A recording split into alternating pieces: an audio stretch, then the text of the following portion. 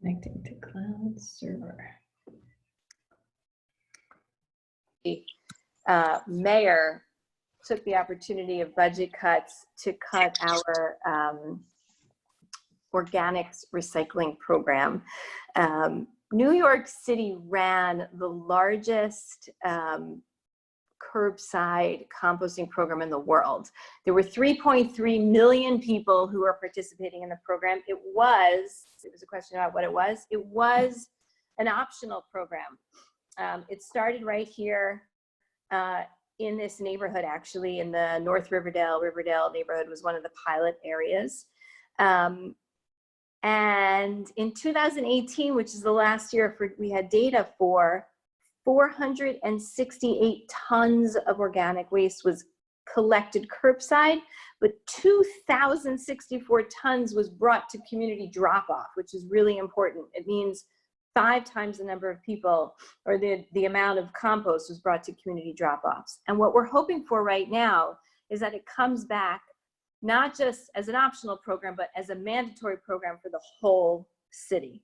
But instead we got cuts. And why do we want this? Well, it's really good for our air, our water, our soil, our parks, because the compost is brought back into our parks, and it's not really good for the rats. The rats don't like it because they can't get access to, they can't get themselves, you know, they can't get the food when the food is separated into special bins. I'm also really interested in composting because, just to go into the science of it a little bit, when organic matter, like a carrot, ends up in the garbage, which ends up in a landfill, anaerobic digestion happens, decomposition happens, which releases methane. Methane, as many of you probably know, is a greenhouse gas. It's much more potent than carbon dioxide, and that's bad. Also, a lot of the stuff that's caught in the landfill actually never decomposes. There have been garbageologists, which is a real thing, who've gone into trash piles and found carrots that are 50 years old from an old soup that never ever decompose. So what we're looking for is we're looking to return nutrients to the soil and limit greenhouse gas and more efficiently deal with our waste. The budget cuts that we're talking about, the New York City budget is close to $100 billion. It's an $89 billion budget. And the suspension of the organics recycling is a mere $21 million. E-waste was also suspended, e-waste collection, and that's just $3.5 million. Safe events is the collection of all toxic material. Anything that says poison or danger on it would be collected at a safe event. That in the budget is about $2 million. And more importantly, the recycling outreach programs is about $3 million, were all cut. So that means that just that our brown bin collection was cut, but it also means that all of the local communal collection points were shut down. And all of the people that you can call to say, help, my worms have died, or I don't know why my compost isn't turning over, you know, isn't decomposing, all of those people are losing their jobs as well. So it means a couple of things. It means we need to come together as a community a little bit and help each other. And it also means we all have to, you know, we also learn how to do it and fight to get back our compost. So we're going to talk about 3 things today that we can do. 2 are advocacy, and 1 is really getting, I mean, we're not going to literally get our hands dirty because we're inside, but thinking about getting our hands dirty. So number 1, advocacy. How do we ask for our compost back? And what is it that we're going to ask for? So there is a hashtag, hashtag Save Our Compost. So those of you who are on social media on any platform, you can use the Save Our Compost hashtag and ask for it back. Simply say you want it back. Join in the waves of people who are doing it. I was on a town hall on May 5th with 1,000 other people. There was waiting room. They ended up putting on Facebook Live because there were so many people. And Save Our Compost blew up. The other thing that's happening is Keith Power, 2 city council people, Keith Powers and Antonio Reynoso out of Brooklyn, put together the CORE Act. I'll confess, I don't remember what CORE stands for, compost, organic, something. But they're an act for a medium-term solution, which is to put 3 drop-off sites in each community so that we have what's called waste equity. Because right now we have waste inequity when some people can do it and some people can't do it. So you can also tweet out about the CORE Act. The other thing that you can do is today was a budget hearing about this budget and these budget proposals. And next week on Thursday, the public is invited to comment. So there's a sheet, if you have access to Google while you're on this. Daniel's gonna pop, or Amanda's gonna pop the link to the sheet. In the sheet are email addresses for our city council. One is testimony@citycouncilnyc.gov, finance testimony. You can go onto this sheet, and in the middle, you'll see the emails that you can email with simple requests like, please don't cancel this, it's really important to me. So those are the a couple of the advocacy things that we can do. And what I want to do right now is take 90 seconds for you to either tweet or start yourself an email or put up a Facebook post or any of those things using this. If you click on the bit.ly link, there's going to be some recommended language that you can use. You can write something like, where'd it go? You can write something like, restore organics recycling to New York quickly and expand it to all 5 boroughs. It should include safe disposal, e-waste, communal drop-offs. You can thank Keith Powers and Anthony Reynoso for the CORE Act. Oh, CORE Act stands for Community Organics and Recycling Empowerment, which is great. You could just say hashtag Save Our Compost is a public health issue. At a time where we have such issues with public health, we are taking away these public health initiatives. So I'm going to be quiet for 60 seconds, and you can do that.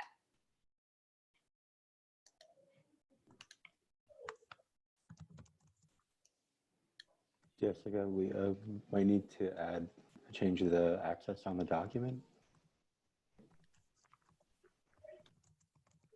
Okay, wait, really? Okay, hold on, sorry, that would be bad. Yeah, Jessica, I'm getting access denied as well. Oh. Sorry about that.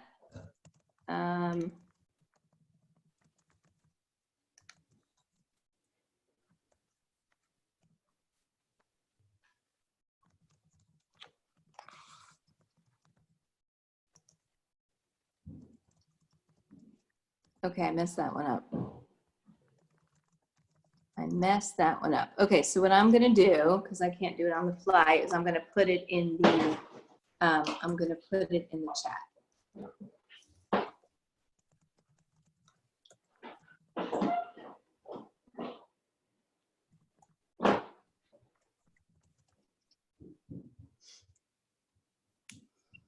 So those are the emails. I'll put some language.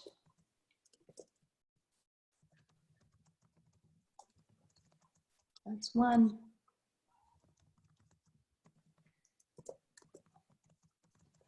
Such a shame because I made such a nice sheet for everybody with pictures and everything. All right.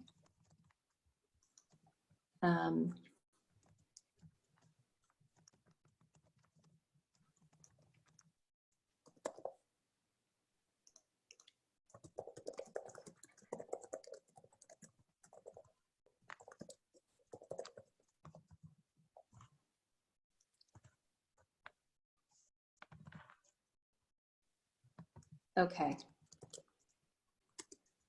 hope that you all had a chance to do that. And if you didn't, that's okay. And if you're not a social media kind of person, that's okay. You can also call the city council. You can call Andy Cohen, who is our city council person in this district, and who is also on the sanitation committee of the council. So please call him. And he's also not being very vocal about this issue. So if we care about it, we should call him. Now, the other part of it is, you know, the short term is we have food scraps, and even my little ones, even my 7- and 9-year-olds are sort of now devastated because I beat it into them where to put the food scraps, and now they don't know what to do with it when they go in the kitchen. So now we're going to get to where the rubber meets the road. I have a very special guest on the wire here, Gabe Santoriello. There he is. Hi, Gabe. And a friend of mine named Wendy Levinson told me that I needed to speak to Gabe and invite him to this meeting because he's a nice guy, but he's just a guy who lives in Riverdale who started composting and did it very successfully.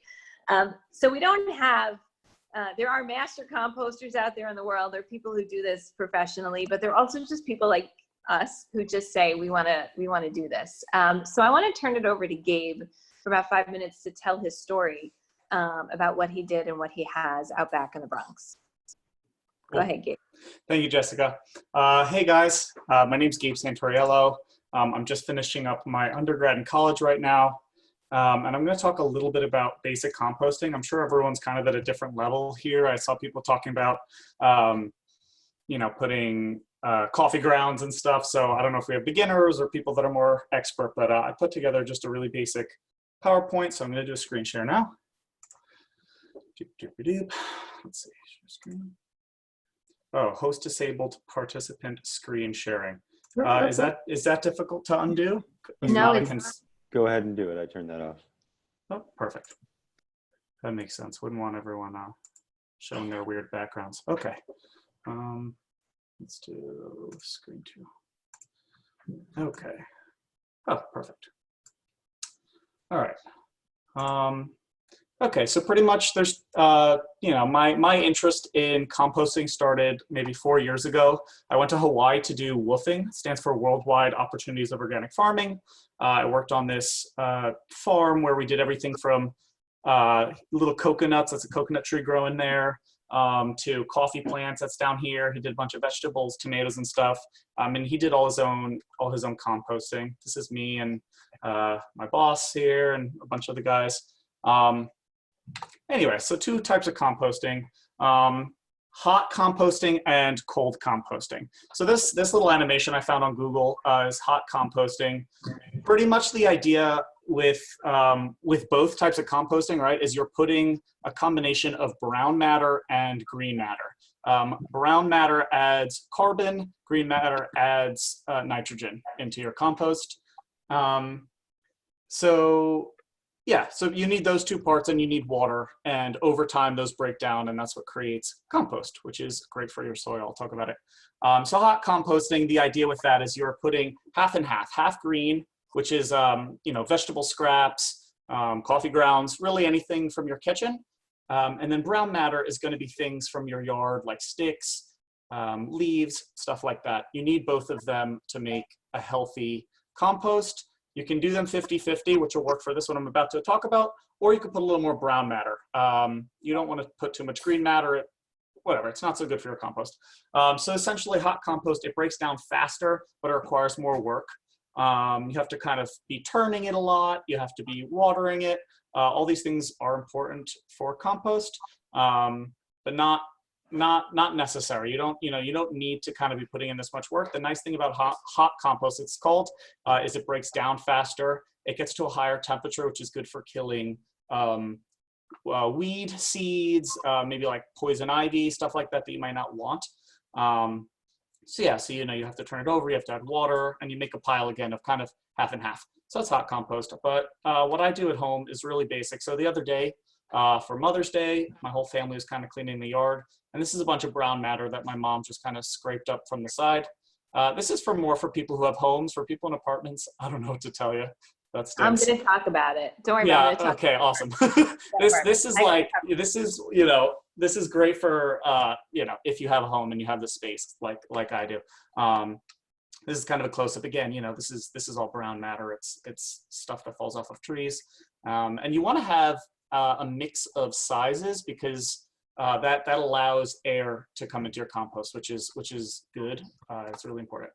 So this is one type of composting I had. So you see these beams I kind of had laid out. So the idea with this is I put branches on top of it, and then I put all my brown matter and green matter on top of that, wet it, and then covered it with like a black tarp. The idea with that is it would allow air kind of into the bottom of it. I actually had these little like holes going through the tarp as well. I was like trying to be sophisticated, but it's really ugly. And it worked well. Actually, I got some good compost from it, but that's really not necessary. So this is just a little patch of dirt that I have behind the garage in between my home and our neighbors. And this is what I've found works really well. I think for the next round, I'm going to put down a board just to kind of keep it more clear.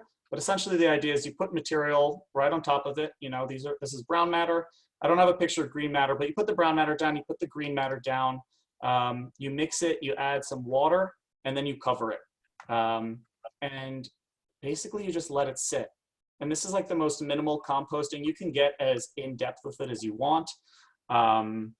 You know, and obviously if you're more interested in it, you'll do your own research. But for those of you who want to just, you know, for those of you who just want to get into it, you pretty much just have to make a pile, make sure that it stays reasonably wet. What I've seen online, and I think this is good, is like the dampness of a wrung out sponge.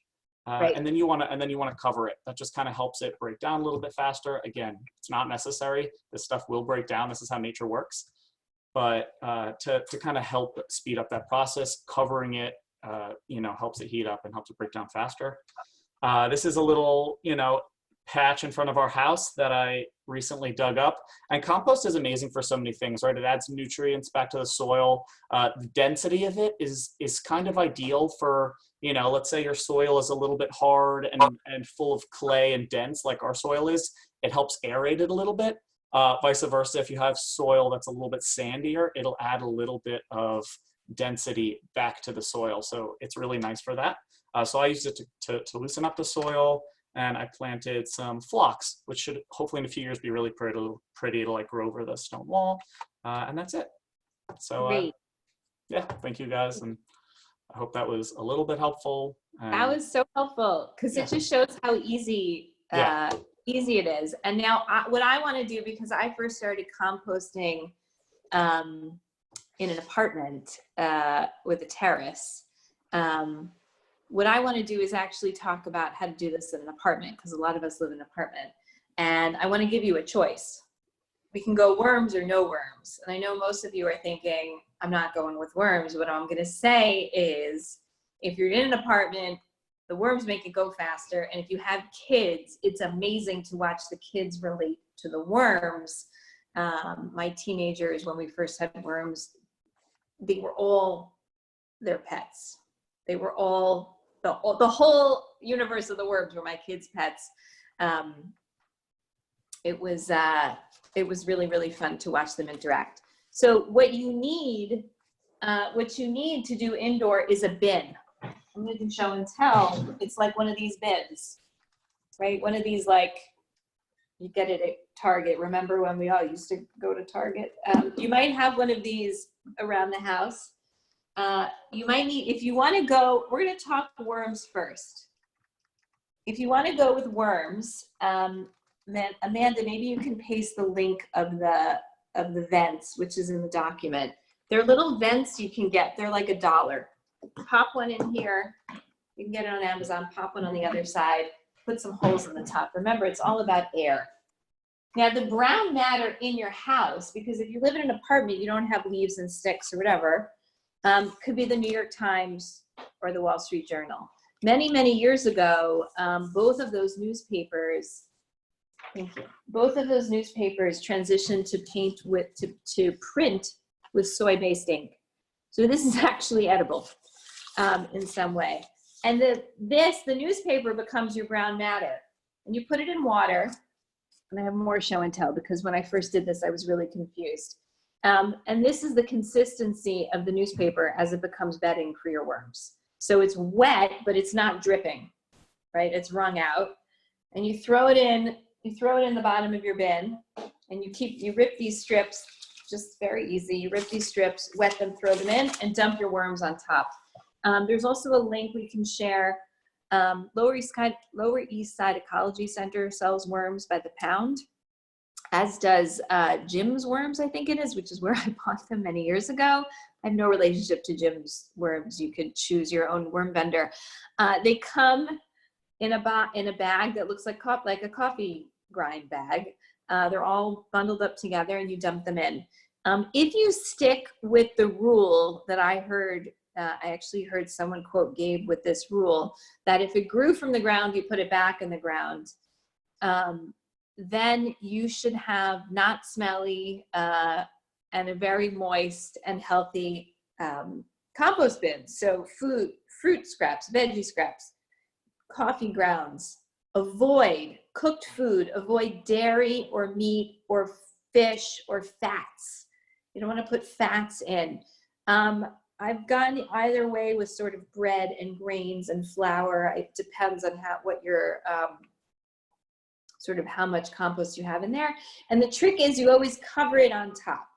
So whether you're outside doing what Gabe just showed you, or you're inside either with your worms or without your worms, you put the food and then you cover it with newspaper. So you're going to continuously be adding newspaper or new brown matter so that the top layer is not attracting flies or anything like that. And it's actually really easy. What I would tell you about anyone interested in doing worms? Anyone? Yeah, Liz. Come on, Amanda. I actually just started today. Oh, great. My worms arrived and they're in the thing. So we'll see. Over the years, I have brought this and done this with the nursery school kids, depending on the teacher's appetite for it. Yeah, if you cover whatever it is you have, whatever you put in with the newspaper, you won't attract unwanted friends. 3 parts bedding, 1 part greens, again and again and again. And that's pretty much as easy as it goes. Composting is a natural process. It happens, right? When you forget about the apples at the bottom of the bin, they're doing this already by themselves. There are other things, childbirth is also a natural process, but it's not always, doesn't always happen easily. If you need help, this is what this community is for. There are lots of communities of people. Sadly, many of them are being defunded as we speak. I know there was a question, I think, from Deb about the process of defunding and why this was defunded. So I will talk about that for a second. Really, COVID is causing, crisis in the budget in the state and in the city. So de Blasio went looking for any means that he could to find money. Amanda, I believe in the budget sheet, there's the link to the budget. So everyone, you can click through the link and see all of the things that have been cut during this time. The question is, are we smart about it? What was the process in deciding what to cut? And people who follow City Hall think that there was no good process. And what we need to do is make the city understand that these are not negotiable cuts. So, Bloomberg's administration cut regular recycling after 9/11. Revenue went down and that was disposable. No pun intended. Now de Blasio is cutting the organics. The program was stalled. It was supposed to have been rolled out across the whole city and it never got rolled out. So it was sort of looked at as a semi-failed program, although it was very successful in the areas that it was rolled out. My personal issue with the short-sightedness of the cuts is that I don't think it's going to save $21 million, because when you cut out all of those programs, we now have 2,600 tons of organic garbage that has to get driven away in the garbage trucks, which means your garbage trucks are going to get more full. We're going to have more air pollution from them running around, and then we have the cost of the garbage transfer, and then you're going to have, whether it's the toxic waste from the safe disposals that end up in our air, in our water, in our soil, that we're going to have to deal with later. So I think this is really short-sighted, and I think it's really valuable. It's a really valuable thing to advocate for and ask to get it back.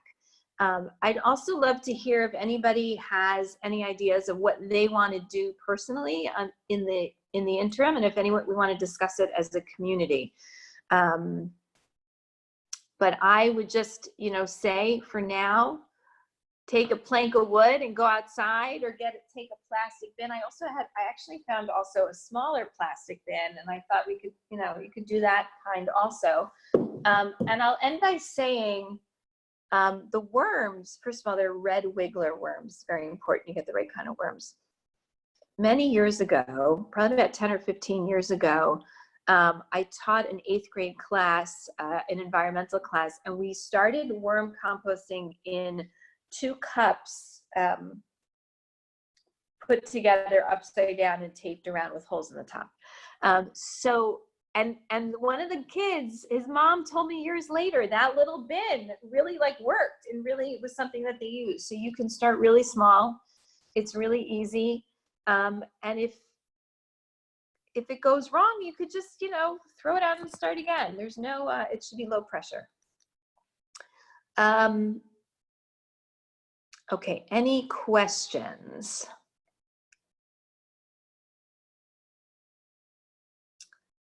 Yeah, so, I have a question here about paying for it. So I actually put up a petition on my website. I have over 600 signatures on change.org, and about 100 or so, maybe 150 signatures on my website that I'm going to submit with my testimony next week. But how do we pay for this? So if we're saying that we want to put this almost $30 million back, how do we pay for it? And I want to tell you a story about Toronto. About 15 years ago, Toronto implemented organics recycling. It's not as big of a program as New York has here, but they were ahead of us. And one of the things that Toronto did was they said, when you're doing organic recycling and paper recycling and plastic recycling and textile recycling, you don't have that much regular garbage. So what Toronto did is they stopped collecting garbage on the other days of the week, and they come by once a week and pick up everything. In my house, there are 6 of us in my house. When we are doing organics and paper and plastic and all that, I do not bring out the garbage on Sunday nights for Monday pickup. And actually many years ago, when Oliver Coppell was our city council person, I told him that. I said, if we're doing all of this, we don't need, you can reduce, you know, that's one of the places where you can save money. You don't have to, you know, raise additional revenue to do this. And other cities have shown that it's, that's possible. Are there any questions? Anyone ready to get going? Amanda has a question. Go ahead, Amanda. Okay, hi. So for some reason, habitually, I've always thrown my coffee grounds in my flower bed. I don't compost. I don't do any composting, but I've always thrown my coffee grounds there. Is that doing me any good? Anyone have any knowledge on that? So where's Gabe? Did Gabe leave? He said he had to study, so maybe. Oh, I needed him to tell me. So I'll tell you the truth. I've heard a lot of people do that. I've heard a lot of people that do that. I actually think that that's a fine thing to do. I applaud that. Thank you. Thank you. Good. Okay, I feel good. That's my little part that I'm doing right now. I don't know if this has been a topic on the Brian Lehrer show. I don't know the answer to that. Anyone going to get started? All right, Liz is going to get started. Anyone else? Hold on. So just for understanding. So Elisa, I'll call on you next. So Courtney, it was canceled. May 4th was the last date of brown bin pickup in the city. It is, they're calling it a temporary suspension through, I think, June of 2021. We are very nervous that a temporary suspension will not be temporary. And we're also saying that when you bring it back, don't just, don't bring it, we don't want it the way it was. We want it 5 boroughs, mandatory, every building, all the way. So that's what some of these bills are working on. Okay, that's really helpful. Thank you for clarifying, because it seems the inconsistencies between the boroughs and even neighborhoods within boroughs is very confusing to me, and I'm trying to understand, I guess, like, post this situation, what needs to be done in order to make the last thing that you just said happen. So Right. That's right. Yeah. And the challenge, especially in our neighborhood here, was that the pilot program sort of weaved its way right through our neighborhood. So one building would be in it and one building would be out of it, and blocks were in it. And then you'd have to go petition. If you were in an apartment building, you'd have to ask, and you have to, but the hope is that when it comes back, it won't be like that. But what's also confusing is not everybody knows it's been canceled. I took a walk last night and people were dragging out their brown bins. Yeah. So, it's probably going to take some time to unlearn the habit, which is terrible. Could I just add a little something to that? So Sure. our building participated in the food scrap collection program. It was very easy to join. It was filling out a very short form. They sent the bins within a couple of weeks, and we were up and running within maybe 6 weeks. And the uptake by the building was really fast. People were totally game to do it, and I was surprised because I didn't think that was going to be the case. I thought there was going to be a lot of concern about smell, and there was and stuff, but once basically it's not going to smell, it's going to be fine. And people did have to come down the elevator and walk their compost outside to the bin. But so that's why we're really upset, because the program did seem to be really well run. And so it's not like an example of a program that was ineffective. And yeah. Correct. And also, Linda, I'll get to you. Elisa, I'll get to you. And Jean had a question too. I see you. My kitchen garbage, the big 13-gallon, for 6 years, I actually didn't take it out every day because the only thing that was in it was some plastic film. I really didn't have anything in that garbage. Now we have to take it out every night because there's peels and things. Elisa Eilenberg had a question. Let me unmute you. Hi. Oh, yes, hi. It's so great to be with you. I was wondering if you might be able to send an email with the different steps that you're advocating, just to make it very clear and simple who to call, Yep. The petition. That would be very helpful. We live in a house, and we have been composting for many years. When the city program started, we were able to compost a number of items that cannot go into the household compost, like all the animal related things, or things that were too big or too heavy or too tough, or that I couldn't chop up into little pieces. But the city had given out compost bins for very little money when they started years ago. And we use it, and just as Gabe explained, it's pretty simple. It's a layer of brown stuff. We also, and then a layer of the green, and we include harmless type weeds as well from the yard. And then we also made our own homemade leaf composting bins with just chicken wire and joins, like little silos, just joined together with twist ties. And so we're able to handle a lot of our leaves as well. There were so many leaves that we gave the overflow to the city. So we Wow. And also at home, eggshells are wonderful for plants. And I saving them through the winter, ground them up in a blender, and added them to, we have a little garden, we grow herbs and greens. So that's pretty easy for an apartment dweller to do, to save your eggshells, let them dry out, chop them up or grind them.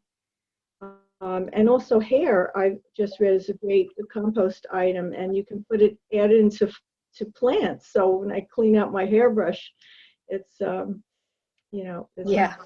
so, anyway. Thank you, Elisa. Yeah, Jean, I hope that spoke to your question about not getting worms, and I understand not getting worms. I really do. but you can just start in a container, you know, like one of these containers. There was also, I'm going to address the New York Times recently had an article about a Japanese method in a cardboard box. Anne Roush and I dug into it a little bit with a friend who's sort of an expert on this, who was concerned with shipping the peat and the coconut hair across the planet to do this. So not sure if that'll work, but it's the same concept in any kind of bin, that you layer your browns and your greens, and you can use newspaper as your browns, or you can use leaves from outside or anyone else's yard waste, and just layer it in. Same way, it just will go a little bit slower. And I'm giving you ideas of not having to go buy. I mean, you can go, you know, at Home Depot or whatever, you can buy these different kinds of bins and follow the instructions, or you could just do it in a box. Linda, I think you had a question. Hold on, I'm going to unmute you. Go ahead. Linda, we can't hear you.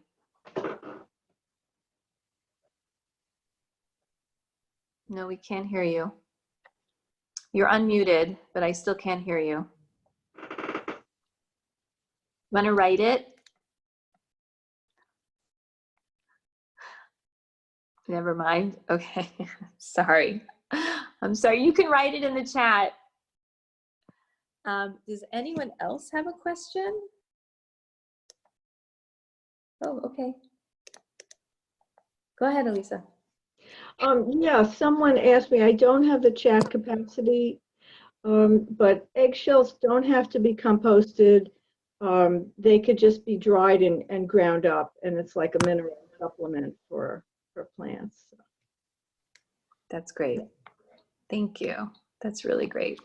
And you have to wash out the eggy goop. I mean, like, you rinse them out. Yeah. Yeah. I think that someone just joined. Sorry, what's the question? How long until you get, oh, for with worms, how long till you get good material? I would say they pretty quickly, I mean, I think it's a matter of weeks. I mean, they pretty quickly work their way. The worms are always marching down, down, down, down. So you put the food on the bottom and the paper on the top, and they keep munching through it. But it happens relatively quickly. Okay. This is, that's pretty much the extent of it. I am running for city council because I think everybody making the decisions at the level have to understand the full range of impacts, and everything we do is connected. This is connected to public health. We're in the middle of a different public health crisis, but why are we causing more public health issues? This is related to equity and sustainability and resilience. We need to give everybody access to these sorts of recycling and proper disposal. We need to pull these kinds of toxins. We didn't even talk about e-waste and safe disposal so much. We need to pull the e-waste out of our waste stream. We need to capture the organics and put it back in the soil. We need to augment our playgrounds and our parks with, you know, good, healthy compost, and not with, you know, with fertilizers.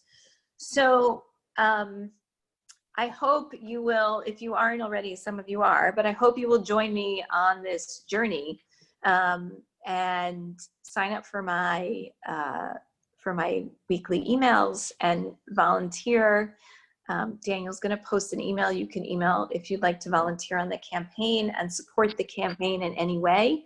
One of the things that happened this last month is, amidst the pandemic, I actually qualified for New York City's matching campaign funds in order to take large dollars out of politics. There are very strict rules about the amount of money a candidate can take in, and in exchange, the city matches donations for New York City residents 8-to-1. So, you know, $100 becomes $800 plus the 100, so it becomes $900 very quickly, and I qualified for that program. If you have questions, please reach out to me. We'll connect. We'll help each other compost. Lots of people care about this, Courtney. I think it was amazing to me that there were 1,000 people on that first, the program was canceled May 4th, and May 5th, there were 1,000 people, including a whole bunch of city council people on a Zoom call, and a whole bunch of organizations working on this. So hopefully this is temporary, and in the meantime, we will enrich ourselves, go back to the earth a little bit. Thank you so much. And Elisa, we will mail out the document. Oh, question about worms. I will answer the question. Hold on, I have to find it. Hold on. Oh, okay, great question, Beth, about worms and rotating. You don't really have to, you don't rotate with worms. As long as there's air. The reason why, I'll go back to my show and tell, the reason why the newspaper, you sort of crumble it up so that there's air, and you don't turn with worms. The worms themselves, as they burrow through and eat the newspaper, they make their own air holes, so you don't have to turn it.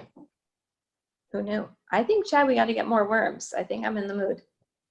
Oh my God, I didn't tell you the last part about the worms. If you are in an apartment and have worms, they're great on the terrace, except I would bring them inside December, January, February. I could be accused of wormicide. We froze one year. All of our worms froze in like the middle of January. They create heat, so it's usually warmer inside than it is outside. So then in subsequent years, we brought it in and put it at the bottom of a spare shower. We had an extra bathroom with a shower that was never used, and they lived in the bottom of the shower. So I advocate for worms, not required, but don't freeze them. Thank you all so much. I hope everyone is well and healthy, and let's be in touch, and let me know how your composting endeavors go.